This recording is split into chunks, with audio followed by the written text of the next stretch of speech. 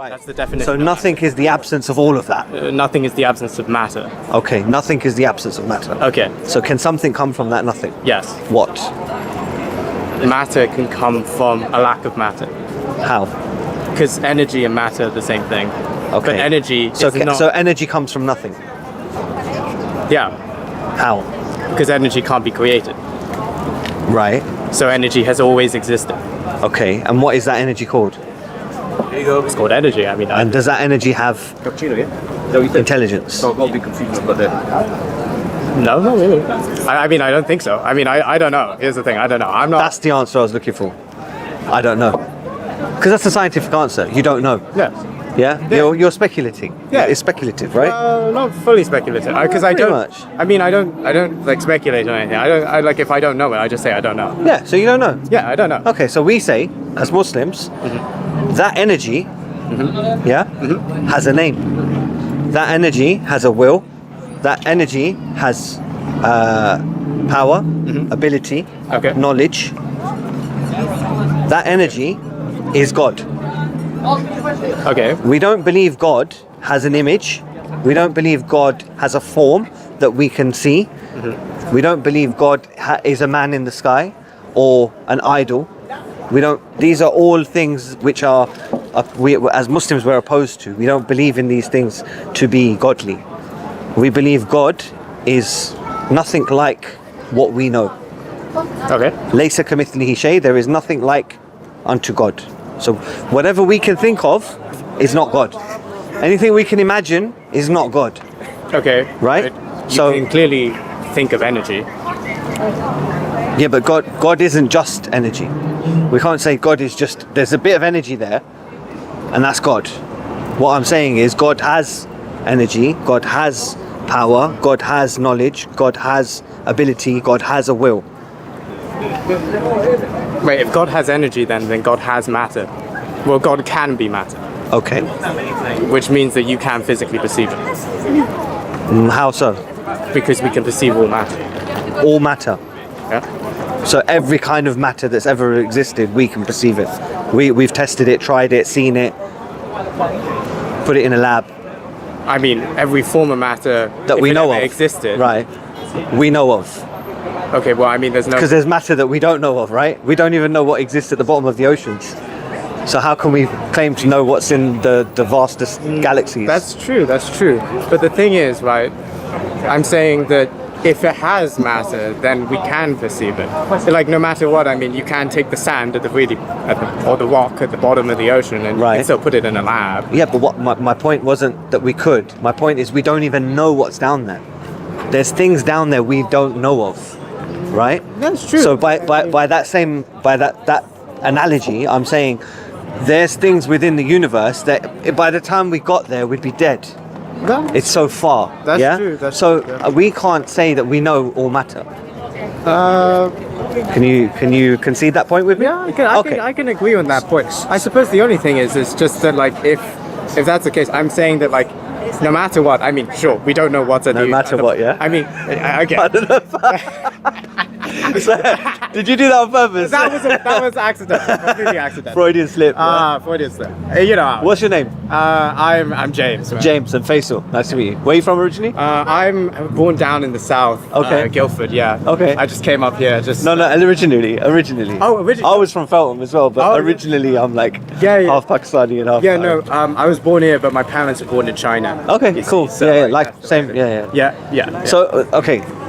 Second generation. Let me ask you a question, James. Look, do you have an issue with the concept of God or religion? Not really. It's just it doesn't really make sense, you know. It's like, coming back to that thing. Like, we don't know what's at the bottom of the ocean, but surely you could pick it up and put it in like a lab and then like eventually find out what it is.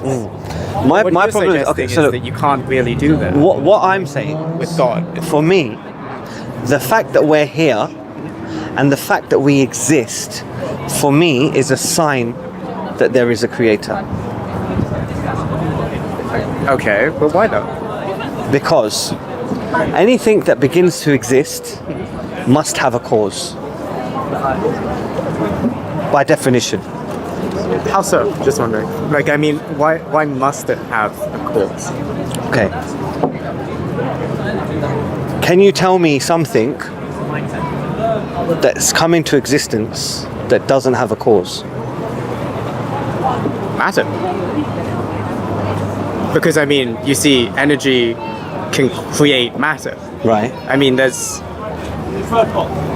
Actually, hell, energy. Energy doesn't have a cause. Okay. So, is energy created? No. Right. So, energy doesn't have a cause. Oh, yeah. Right. But anything that begins to exist must have a cause. I suppose you could say that. So this universe began to exist okay, but 13.8 billion years ago. So is the universe defined by energy or is it defined by matter? We're not defining the universe right now. Put the energy to a side. Okay, Yeah? okay. I'm going to come to that in a second. Okay. I'm saying that anything that begins to exist must have a cause, right? The universe began to exist.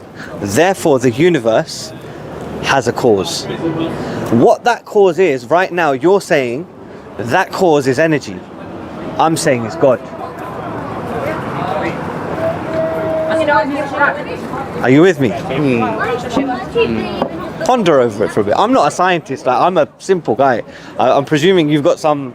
Yeah, I'm studying a bit of science. What are you studying? Physics. Physics. Okay, I'm not a physicist. I'm not a chemist. I'm not a biologist. None of the I'm above. not a chemist either, but don't worry about it. I have very limited knowledge on sort of the sciences, but right now I'm just trying to use logic and sort of just trying to stick with that very logical approach. Yeah.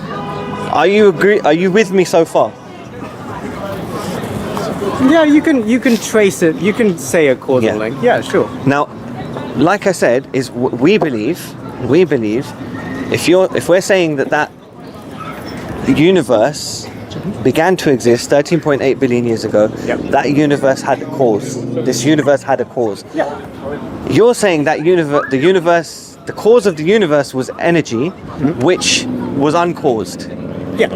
I'm saying the universe was caused by a creator who had possession of that energy. We're not that far off. The thing is, though, I think because the energy, sorry to cut you, Yeah. the energy couldn't create without having a will. Why not? Because it's not logically plausible. Why not? On a balance of probability, if this Earth was 0.000000001% closer to the sun, we'd burn to death. And if it was 0.0000000 to the power of whatever, further away, we'd all be frozen to death. That's true. Now, I'm saying there's too much fine-tuning in this existence of ours. Right. The way the ozone layer sits, the way the clouds form, the way the water cycle works. You know, the water evaporating and it coming over land, and that the way we're born. Yeah, the way all of these things happen, I believe there's too much fine-tuning. So, for example, if I was to say to you, the iPhone. Yeah. The iPhone. If I was to say to you, I was in the middle of the desert, where there's sand, oil, crude oil, sunlight, occasional rain and winds. If I was to say to you, walking through the middle of the desert, I came across an iPhone, and I picked it up and I said, "Hello, Mum." Would that be a plausible explanation of where I got my iPhone from? Because in the desert there is sand which can create the glass. There's silica within there. There's crude oil that comes up, and over a millennia, the wind blew, the rain came down, and bam, there's an iPhone. If I said that to you, would you think that that's plausible? The thing is, yes. No. It's a yes or no question. Answer. That is definitely a no. Thank you. Okay. Now I'm saying, just to let me finish, and then I'll give you the. I'm saying that we are 100, maybe 1,000, maybe 1,000,000 times more sophisticated in our beings than an iPhone. 100%. Just one strand of DNA, the information contained in it is vast. I mean, if you were to open up that. I think it's was football pitch. I think. Yeah. No. One strand is like the size of us. something like longer. I that. think Maybe it's longer. Yeah, but I know it's like a crazy amount, right? Yeah. From one tiny little thing. Yeah. Now, I'm saying that information is an indication of intelligence. Okay. When you have information, like coding, it's a precursor or it's a signpost that there is intelligence there. I'm saying our bodies alone, not even talking about everything else, our bodies alone have so much information that it has to be, for me, it's plausible, probable that there is a creator with a will and with knowledge. Over to you. Yeah. Okay. So you were talking about probabilities just now. Yeah. And that is what led you to. Jeez, man. So you're talking about probabilities just now, and that was one of the reasons why you were saying that the watchmakers, well, that's basically the name for it, the Yeah. watchmaker thing, is the reason why you believe in it. Which, I mean, it's fair. I mean, by all accounts, I mean, you were saying a tiny probability, and as such, cannot lead to cannot lead to an iPhone being created. The only problem is, can we say that, like, for example, two things combining, that's an event. Let's say it like that, okay? Okay. So we have like one atom combining with another atom. That's one event. Okay? And like to create an iPhone, you must have had like quite literally trillions of events. I wouldn't say trillions, but many. Well, I mean, atoms are tiny, you know. Atoms. Okay, atoms all right, let's tiny. go with trillions. You might, hell, it's much more than trillions, Okay. right? And the probability of each one of those is absolutely tiny, right? And you know, if these events take really long, you know, if they take like millions of years, then yeah, you know, that's really difficult. But the thing is, right, if you had absolutely tons of atoms, right? So then you had a higher likelihood of events happening, and you had an absolute ton of time. You're saying it's possible. Couldn't you argue that it could happen? Yes. Okay. But it's highly Highly improbable. highly improbable. Highly improbable. Now we don't. The probability is so small that even to entertain it would be foolish.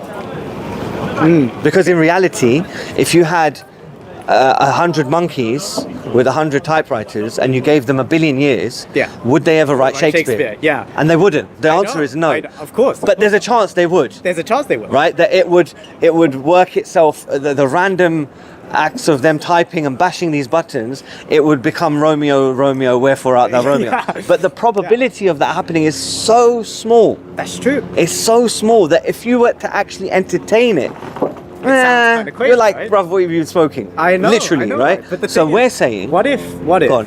instead of 100 monkeys on 100 typewriters, what if it was billions of monkeys? even on then, billions of typewriters? even then, the probability is so small because you have to understand the scale of what we're talking about.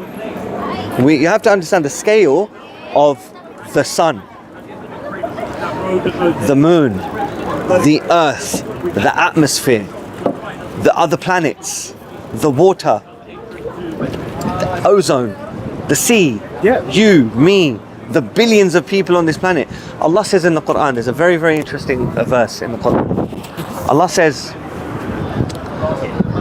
وَمَا تَسْقُطُ مِنْ وَرَقَةٍ إِلَّا يَعْلَمُهَا. Allah says that He has the knowledge of the tree that has the leaf and every single one of them. And there was one brother, one sheikh, and he was speaking about this verse, and he said this leaf on the tree, he said you have to think about how many leaves are on a tree and how long that tree lives for and how many times the tree goes through the cycle of the leaf and how many times that tree falls to the ground and is absorbed by the ground, and those atoms are gone sucked back into the soil, and the tree takes that back up and creates another.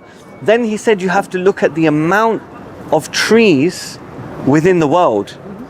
We're talking, maybe we're going into trillions and trillions of leaves over billions and billions of years. I think more. So God is saying, I have the knowledge of every single leaf that has grown and fallen from every single tree.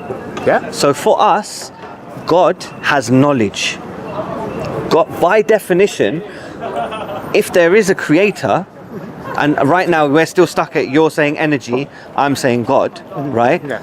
I'm saying that that energy, without that knowledge, wouldn't have actually created this. So, for example, you have a teapot. Yeah. I mean, it's the same as the monkeys with the typewriter. Same. Without knowledge, it never would happen. Well, no. It's not probable. Well, I mean, no, but I mean, clearly the monkeys have no knowledge of what Shakespeare is. So Exactly.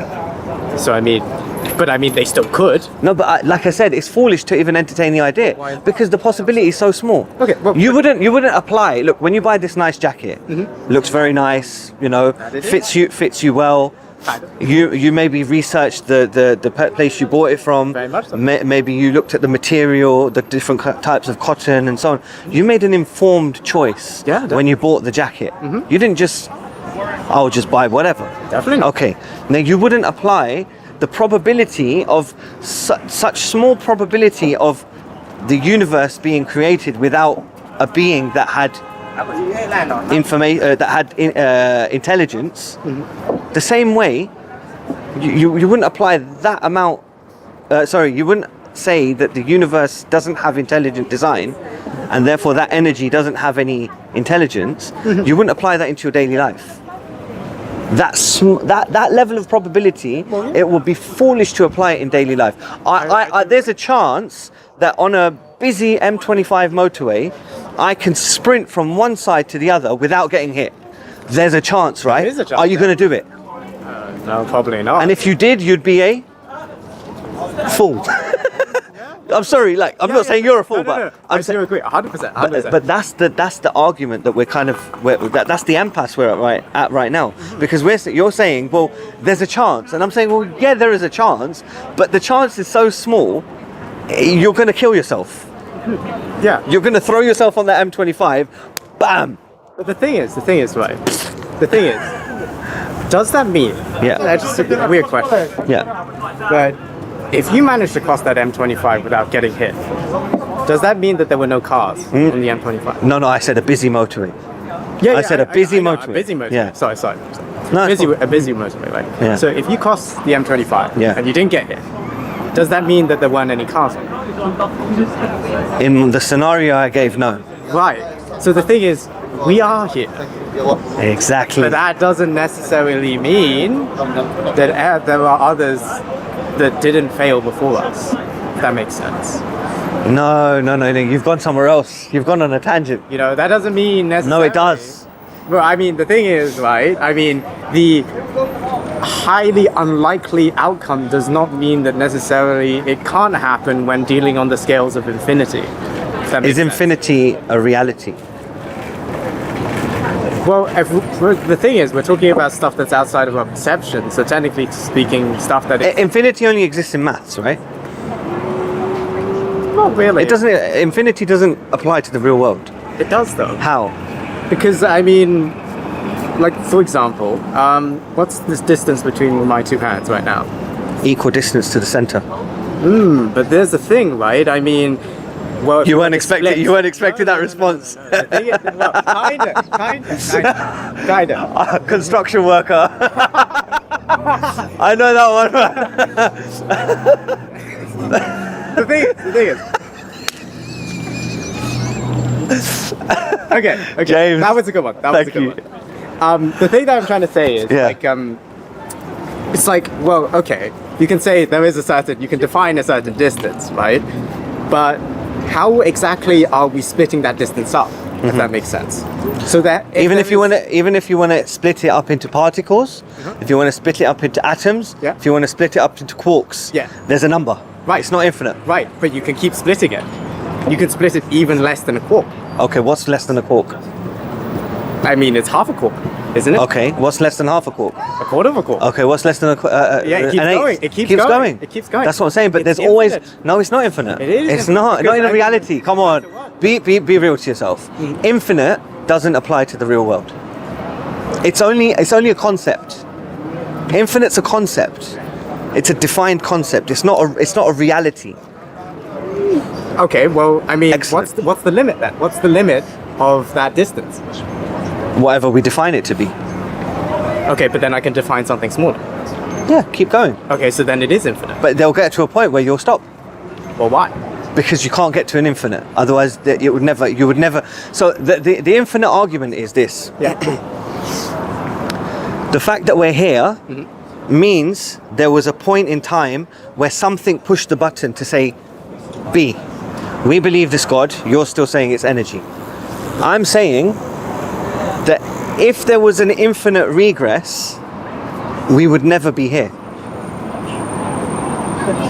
Should give me an analogy about that. I'm about to. Oh, okay. What does that mean exactly? What do you mean by infinite regress? Just wondering. So I'm saying at some point in time, Yep.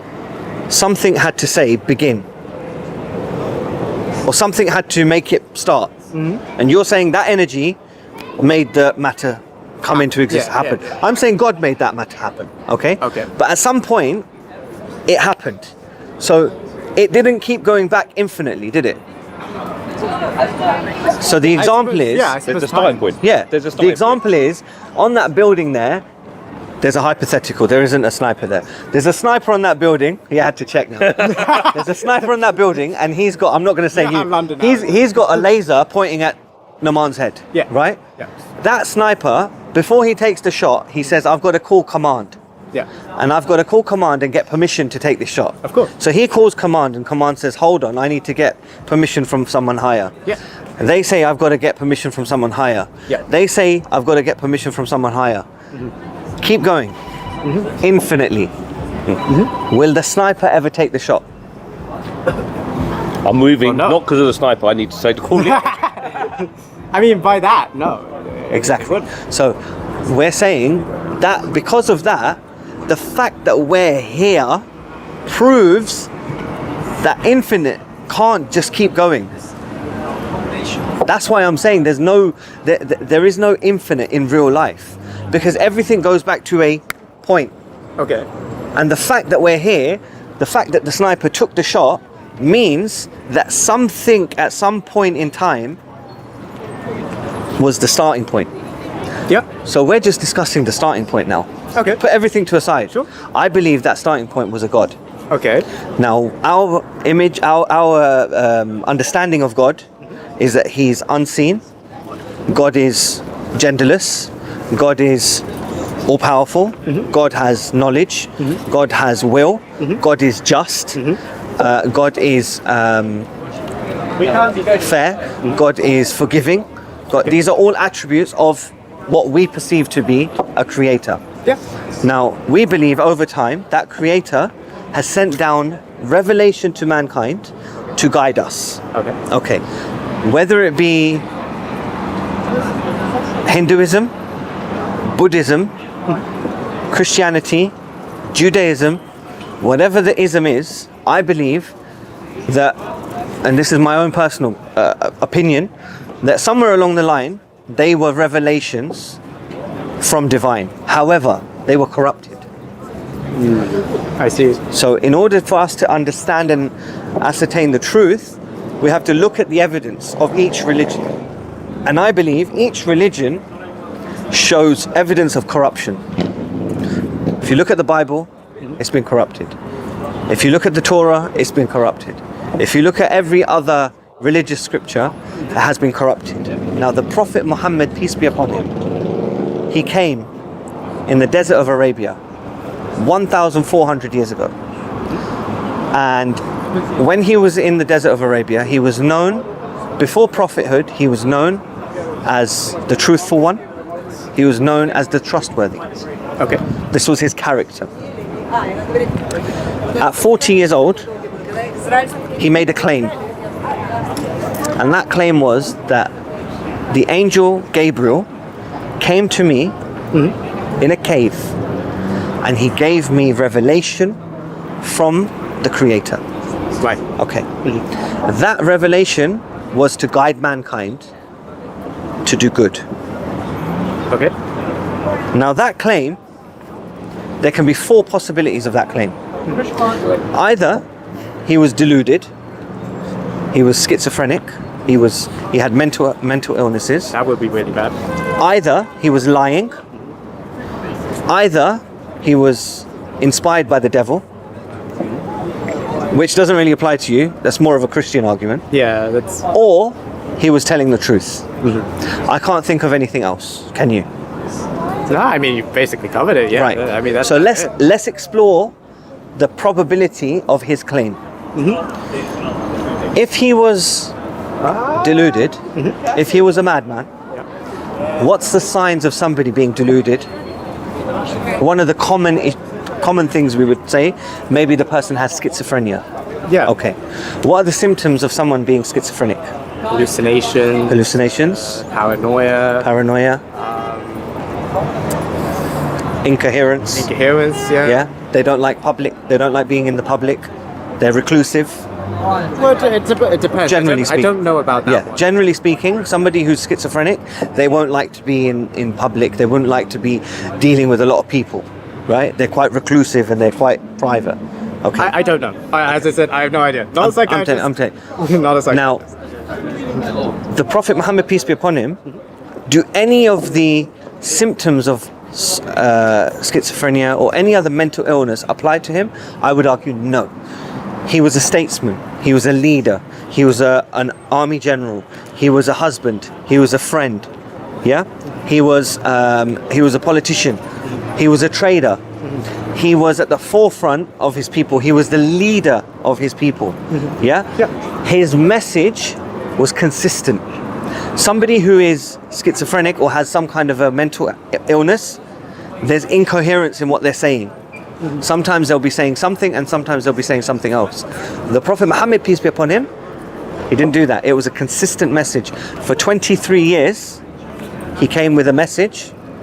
He was given piecemeal revelation throughout those 23 years, and they were coherent and they were consistent. Right. So I would argue he couldn't have been he was a madman. He couldn't have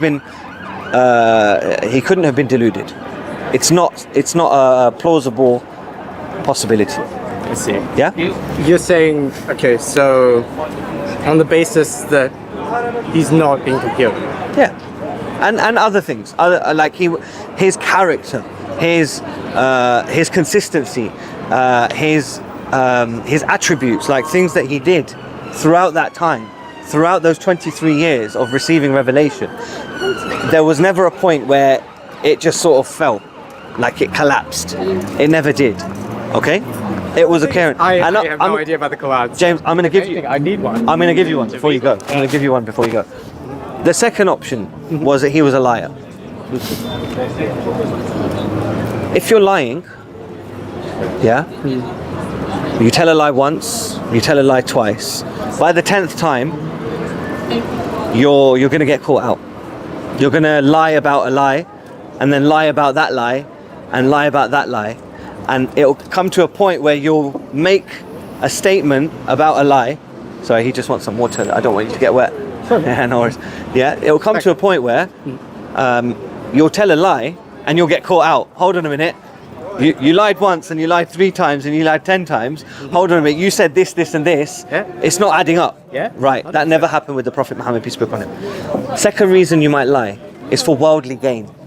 Just Go one on. thing. Sorry, yeah, go one on. thing though. I mean, that being said, there is one occupation that is built around completely lying. Go on.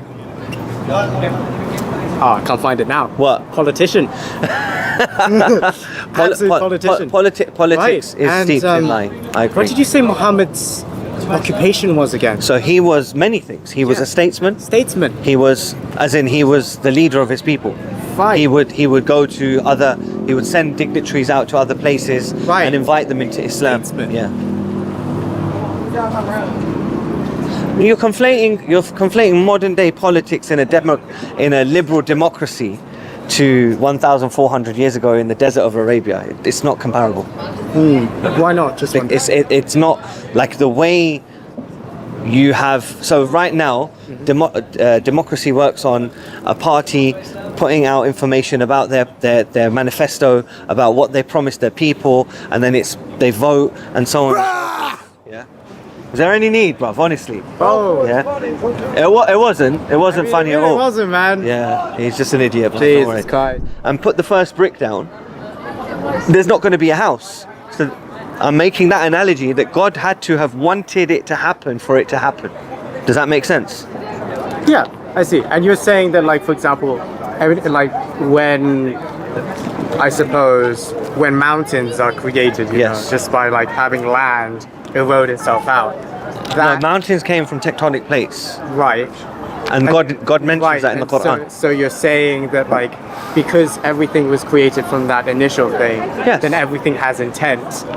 That initial intent made everything happen. So something that So that look, is- God made the system. Yeah. He made the system. He put the code in place, and ran the program. Right. But the thing is, if the program creates something else, Sorry, I missed that. Say that again. if the program creates something else, right, that doesn't necessarily mean that it's part of the original intent. No, it is, because God knows all things. So God has got the master plan of everything within His code. Okay. So within the scope of His creation, yeah. we are limited. Would you agree? Yeah. We have limitations within our own programming design. So God has set that framework. Within that framework, we are free to do, but we can't go outside of that scope. Does that make sense? Yeah. So Definitely. that's what I would say. I see. But I suppose the only thing that I'm trying to ask here is Yeah. that, like, for example, if you had like a flat piece of land, like how the mountains are created, Yeah. right? You had a flat piece of land, Yeah. some ice fell onto it, and that slowly eroded it over time. Right? Does that mean that the ice itself had the intent to erode? No, because that was already part of the scope of program that God had given.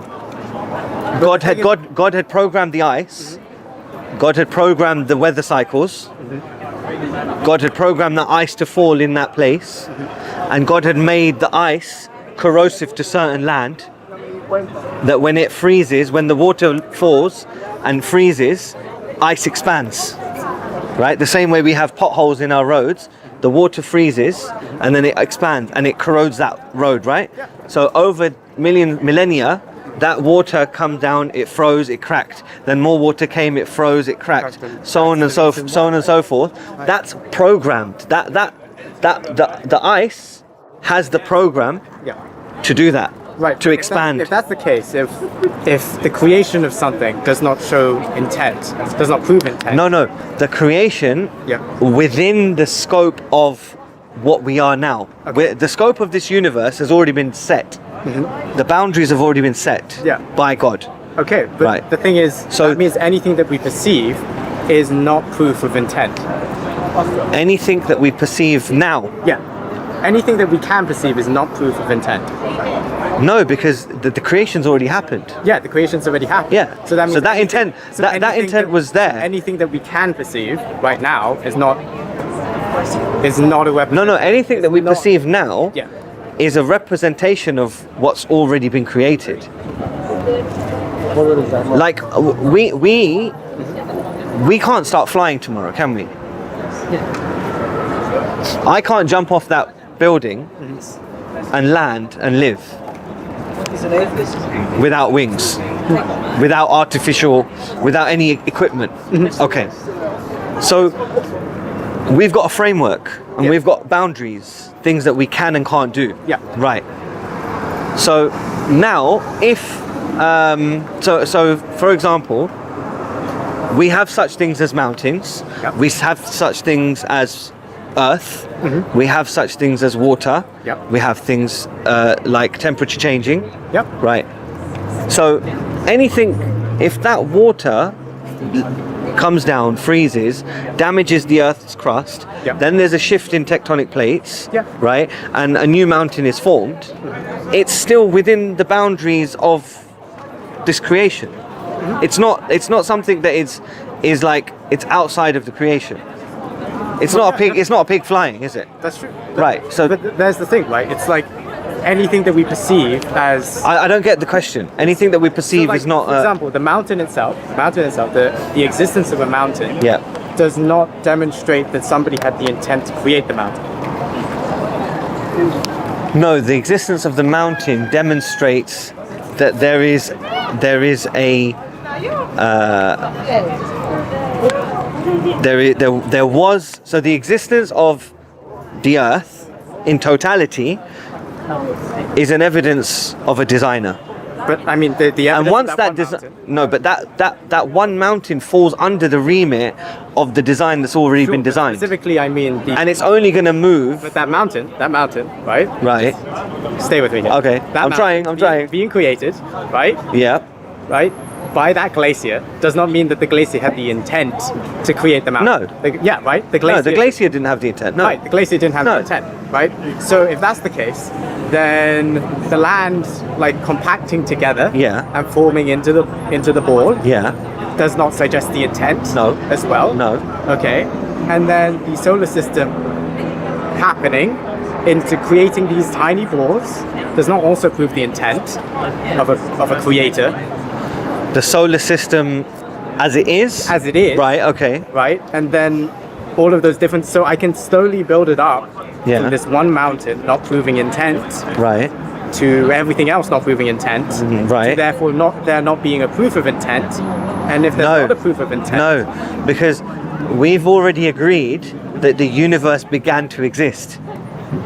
Right, but here's the thing, right? Here's the thing. No, but did we agree that? Yes, we did. Right. So if the universe began to exist, from that point of existence, they all follow a code. Are you okay? No, just the Yeah. wind. Do you want to like? No, I'm good. I'm good. It was just a gust. Ah, yeah. Okay. I'm saying that at the point of creation, the universe, when the universe began to exist, Yep. from that point onwards, that was the intent. The intent was here Yeah. 13.8 billion years ago, or whenever it was. Yeah. That was the intent point. Right. After that, the intent has already been intended. Yeah. So if the intent has already been intended, everything else follows that intention. Sure. But okay, let me just make sure that I understand you. Yeah. First, right. So you're saying that there was an initial intent. Yes. To create the entire universe. Yes. Right. And then everything else followed, right? Yes. And everything is following because of that initial intent. Yes. Right. And you're saying that the actual something causing something to happen Yes. shows intent. Something causing something else to happen Shows intent. shows intent. Right? No, I'm saying the uncaused cause caused the universe. So that was the intent. After that, whether there's intent or not is a secondary matter, because that secondary intent has to stay within the boundaries of the first intention. Right. Does that make sense? Right. So anything that's uncaused, Yes. you're saying that anything that's uncaused. We're saying that God is causes uncaused. something Yes. Has intent. Yes. I see. Because God, we believe, is the uncaused cause. So if that's the case, that means if we are caused, well, I mean, we're definitely caused by something. Yes. Does that mean, therefore, that we don't have intent necessarily? That we are simply a link in the chain of causes? So, are you coming? I've got a funny feeling here. Are you going to the issue of free will? Well, I mean, there's that. But I suppose I'm then saying, I mean, if we're kind of just like a chain link. Well, in some ways we are. In some ways we are, because we have pre-programmed DNA. Right. Right. We have, for example, a woman. Once she starts her menses, she has a preset number of eggs within her system. Yep, that's true. And she releases one a month. Yeah. Okay. We have these systems in place within us that we cannot go outside those frameworks. Yeah? Yeah. Like I said, we can't tomorrow wake up and grow a pair of wings and start flying. Yeah? Yeah. So we're governed by the laws that are set. Yeah? Yeah. So in some ways, yeah, we are an extension of that initial intention. Right. But then we don't have any. Do we have any intent ourselves then? Yes, because God has given us free will.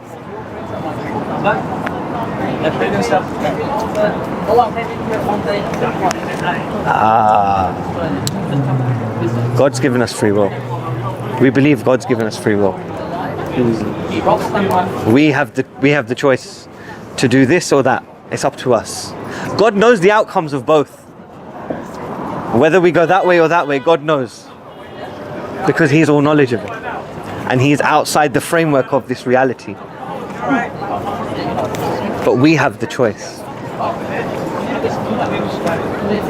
Okay. Yes, you kind of stopped there for a second. No, was that I'm just thinking. It's just that like. I think, yeah. Look, for us, the premise that we have as Muslims is God put us on this earth. There's two things that God said. God says, وَمَا خَلَقْتُ الْجِنَّ وَالْإِنسَ إِلَّا لِيَعْبُدُونَ. I have not created mankind and jinn kind, which is another creation, the unseen realm. Right. I did not create these two إِلَّا لِيَعْبُدُونَ for anything except my worship. So God expects us to worship Him. He is deserving of our worship. Now, worship can be smiling at my fellow human being. This is an act of worship. Worship can be feeding the poor. This is an act of worship. Worship is putting my face on the floor 5 times a day and acknowledging the Most High Power. Right. These are all forms of worship. Right. Are you with me? Yeah. The second thing God says, He created us, الذي خلق الموت والحياة ليبلوكم أيكم أحسن عملا. That I created your death and your life to test you on which of you would be the best in your actions. So would you live your life A, acknowledging me, B, doing good deeds, or would you turn away from me and do evil and spread corruption? Yeah? These are so now God has given us the two paths, and it's up to us which one we choose. And God Wait, says, if He's given us two paths, then we don't have free will, do we? Because I mean, I'm saying figuratively, we have the choice to choose whichever way we want to go. Yeah. So, for example, the reason I said two is because I had a analogy in my mind. We believe our sustenance is preordained. Our sustenance is preordained. Now, I can go and work a job or do a business and earn money, or I can go and rob a bank or rob a store or rob a person and earn money. My sustenance is preordained. It's up to me which way I choose. I can become fed up and desperate and go and rob somebody, or I can have patience and trust in my Lord and do the right thing. or you could starve, technically. Or you could starve. Yeah, if you've got if you have no other means, but that's highly unlikely. That's true, but I mean, I suppose. So we're gonna I want to stick with realities and things that are probable, not just abstract. Like Starving isn't abstract. No, it is. Come on, man. The world we're living into, the where we are now, 21st century Britain. Yeah, it's highly unlikely I'm going to starve. I mean, dude. I mean, there were many homeless people out here, and there were many. I was in Greg's 10 minutes ago, Yeah. and a guy walked in, took 2 sandwiches, 2 drinks, and walked right out. So he's not going to starve, is he? I'm just saying it happens. It's not the first time I've seen it happen. Like, this is reality. That's true. It's Yeah. just that, like, I don't know. But what I'm saying is, it's up to us. We have a choice. We do. We have a choice, and God knows, and God is aware of the outcomes of all the choices, right? Yeah. Like the analogy I can give is that of a university lecturer. He has 2 students.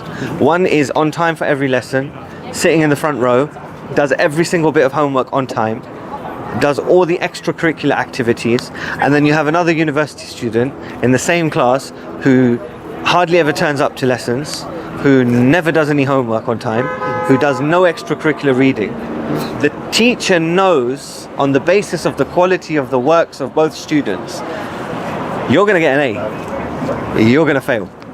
Now, the teacher knows based on his knowledge, right?